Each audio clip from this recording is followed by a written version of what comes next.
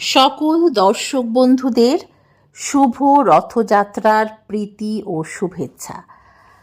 রথযাত্রার দিন আমরা ছোট থেকেই দেখে আসছি বাড়িতে পাঁপড় ভাজা, তেলে ভাজা এইসব খাওয়ার একটা রীতি।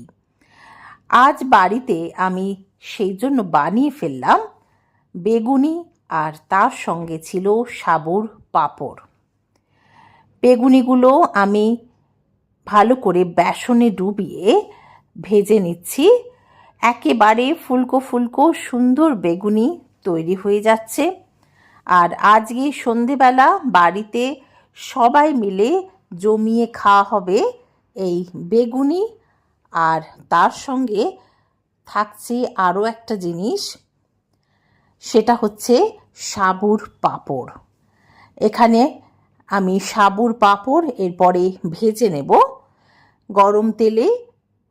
আঁচটাকে হালকা করে আমি সাবুর পাঁপড়গুলো হালকা আঁচে ভেজে নিলাম। আর আজকে সন্ধেবেলাটা কিন্তু একেবারে জমে গেল এই পাঁপড় ভাজা, আর সঙ্গে রয়েছে গরম গরম বেগুনি। আপনারা বাড়িতে আজকে কে কি খেয়েছেন? পাঁপড় ভাজা বা তেলে ভাজা আজকে কি বাড়িতে হয়েছে বা বাইরে থেকে এসেছে? অবশ্যই কিন্তু কমেন্ট বক্সে জানাবেন। দেখুন, আমাদের আজকে সন্ধেবেলার রথযাত্রার তেলে ভাজা পাঁপড় রেডি হয়ে গেছে।